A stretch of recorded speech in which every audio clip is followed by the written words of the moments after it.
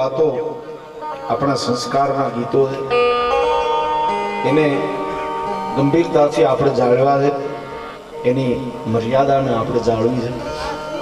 અહીંયા એવો ડાયરો થોડોક બેઠો છે એટલા માટે હરેશભાઈ,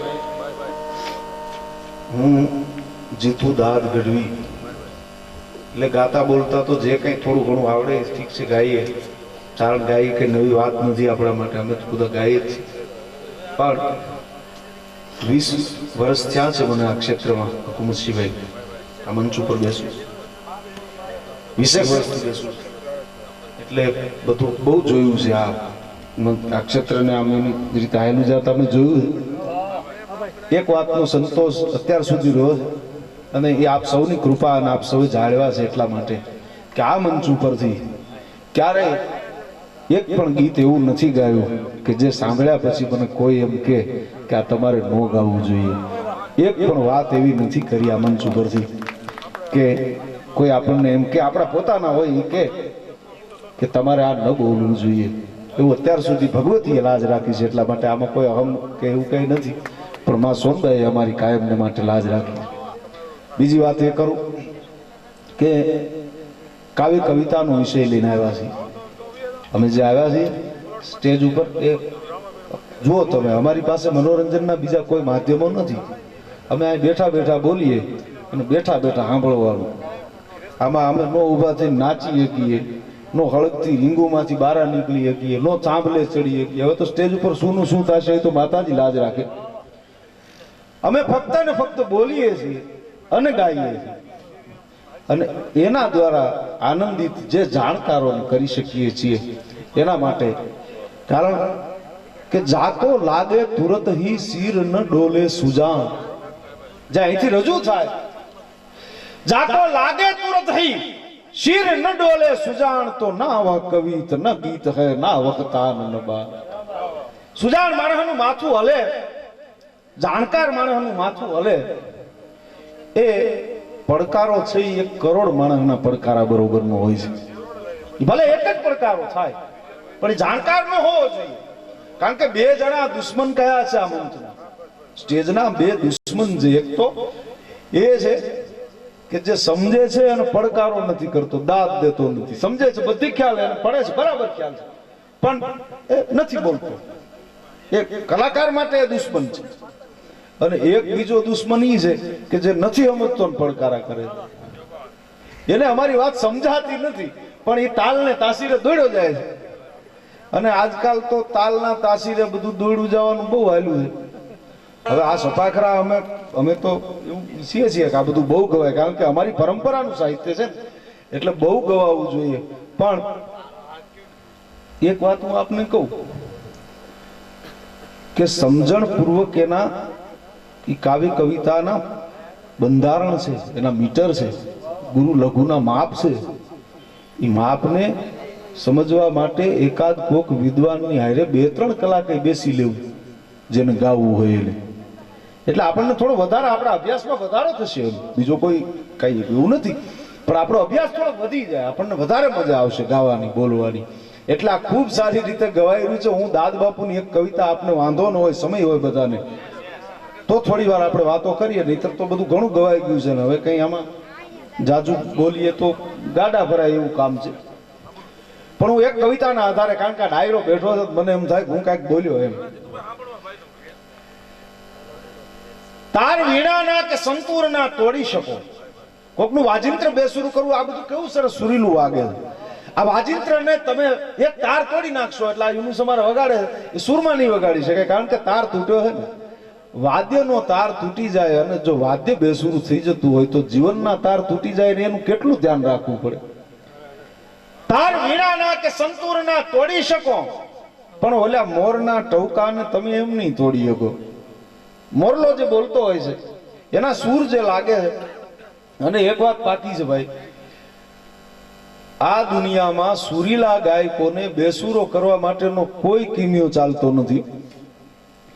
ગમે એટલી કોઈ મહેનત કરે, સુરીલા બેસુરો ઠીક વારો વેલા મોડો આપણે કરી શકીએ, એનો વારો આવે તો 5 સારા માણસને લઈને વ્યા જાય, આવું બધું થાય આપણાથી, પણ એને બેસુરો ન કરી શકાય.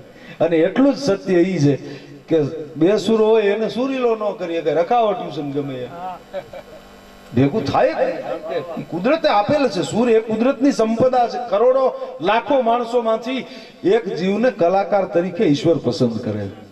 કલાકાર હોવું એ બહુ મોટી બાબત છે. પછી વાદ્ય વગાડતો હોય, ગાતો હોય, બોલતો હોય, જે હોય છે.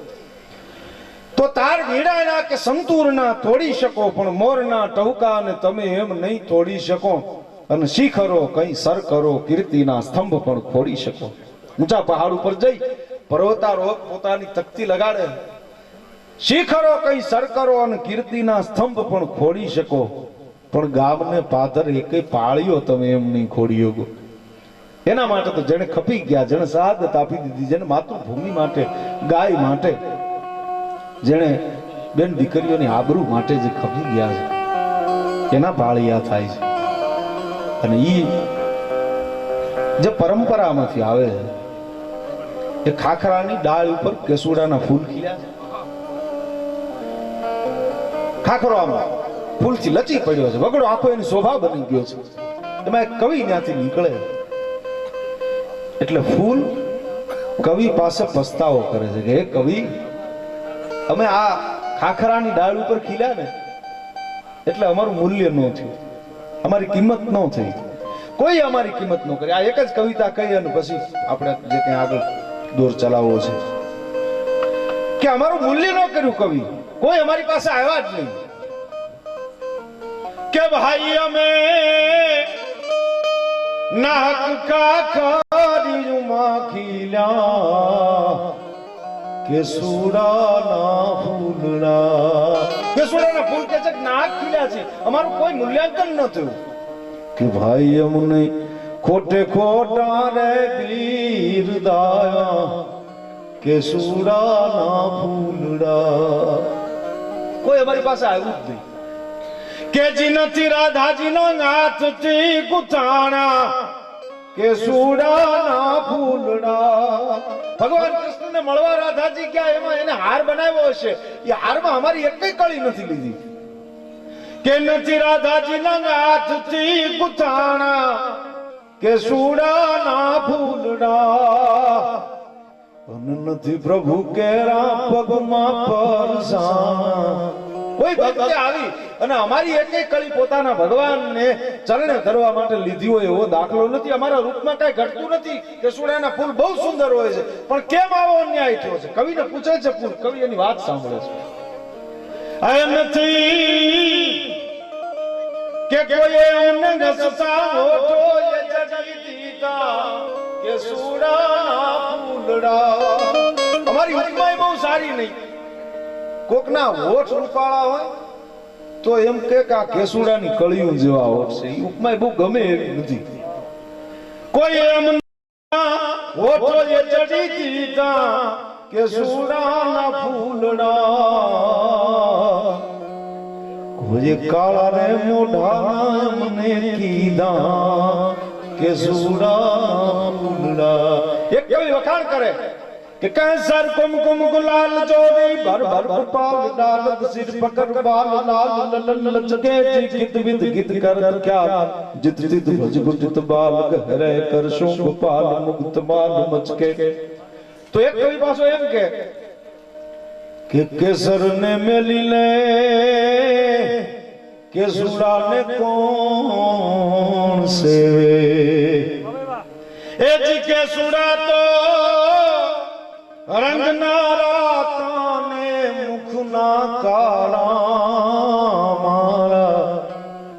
ગુરુજીને પૂછો મામા જ્ઞાન રે બતાવે રે.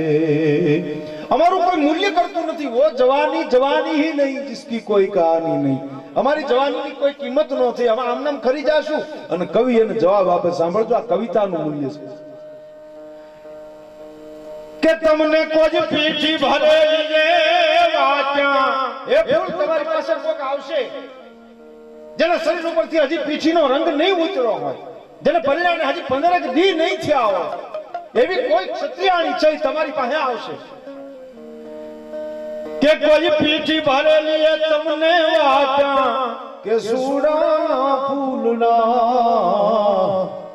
તન જાતા ધીંગાણે રે કંથડા છાટ્યા કેસુડા ફૂલડા આપણે કહી છે કેસરિયા કર્યા ઈ કેસરિયા કેસુડાના ફૂલ ન હતા પણ ઈ કેસુડાના ફૂલની આમ જેને કહેવાય છે કે આ લોકગીતનો અર્થ પણ આપણે એવો કરી જાણીએ છીએ કે સોના વાટકડી રે કેસર ઘોળ્યા વલમિયા સોના રોકા દેહવાળી સત્યાણી છે પોતાના હૃદયની કંકાવટીમાં ઘૂંટી અને કેસુડાના રંગને એવી રીતે ઘોળતા હશે પણ જેને આ રંગના છાંટણા કરવામાં આવે છે એ રંગ તો હજી લીલો છે હજી તો એને જીવન જોયું નથી જોયું પણ ત્યાં એના ચપટી કંકુ ચોળતા ધર ગંબર થરથરિયા ઈ લીલો છે રંગનો છોડ તો જ રંગમાં રોળ્યા વલમિયા તારા ફૂલની અસર એવી થશે કેસુડાના ફૂલ તારા રંગના છાટણાની અસર એવી થશે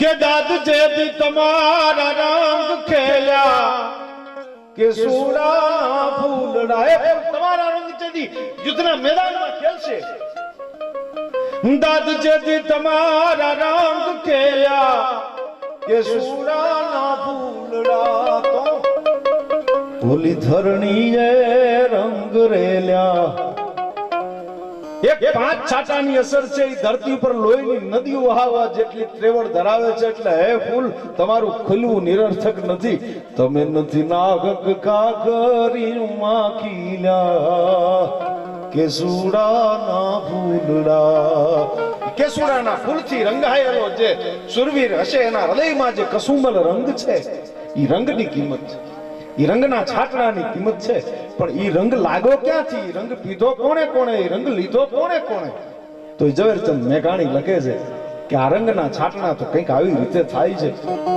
કસુંબીના રંગ તરફ આપણે જાય છે આ કાર્યક્રમને એના દોર તરફ હાલશે ઘણું બધી પણ એ તરફ હું તમને લઈ જાઉં હવે હરેશભાઈ અને ભાઈ ગોરીચા સાહેબ બધા અમે ભેળા મળી અને આ રંગની વાતો કરીએ કેવો કસુંબીનો રંગ કોણે લખ્યો કોણે ગાયો